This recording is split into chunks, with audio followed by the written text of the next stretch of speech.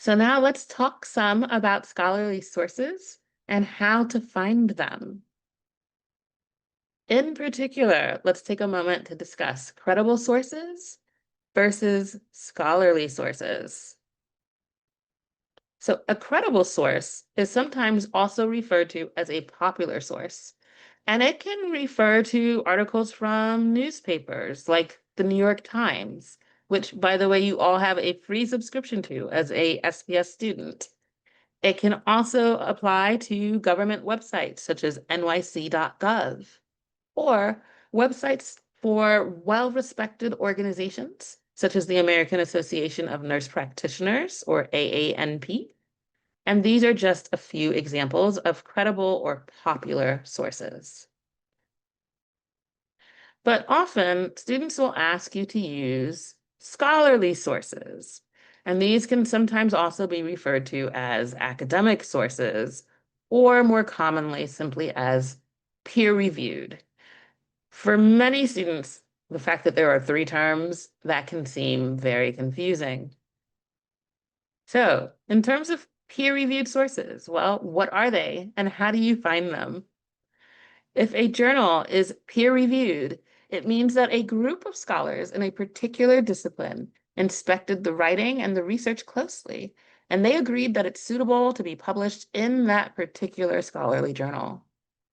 In other words, a group of scholars working for a particular journal acts like a group of peers or referees who determine if the writing and research is acceptable by the discipline's standards.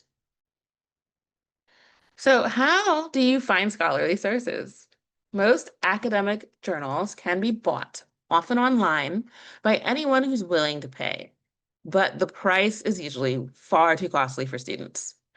So many public libraries and the libraries at most accredited colleges and universities have subscriptions to academic databases where most scholarly sources are, or scholarly journals are housed. That means that college and graduate students, as well as faculty and staff at a university, have access to thousands of scholarly journals. This is one of the things that your tuition dollars pay for. So you should take advantage of all of that access. In order to access the journals as a CUNY student, you're going to need to go through the library system's database using a search engine called CUNY OneSearch. So I'm going to walk you through the steps on how to get there now. Students at the CUNY School of Professional Studies have access to Baruch College's Newman Library, and there's a link provided to the library website in the Bright Space navigation menu in your course. So you can see that here. You can also go to the Newman College Library's website directly at https://library.baruch.cuny.edu.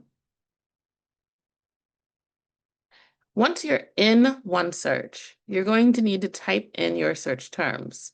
So in this case, we tried searching for articles on nursing and the coronavirus. And here you can see that when we put in our search terms, we had over 15,000 results. Sources will be marked if they're peer-reviewed, so you can see that here. But 15,000 sources is a lot. That's a lot to scroll through. So the navigation bar on the right, which you can see here, gives you the options you can use to limit your search. You can tell it to specifically look for peer-reviewed journals only. You can also tell it to show you things that were written during a certain time period. And depending on your topic, that can help reduce your number of results, sometimes very significantly. As you scroll through the list of results, reading the titles and clicking on them, you can begin to read through what might be relevant to your project. Sometimes the article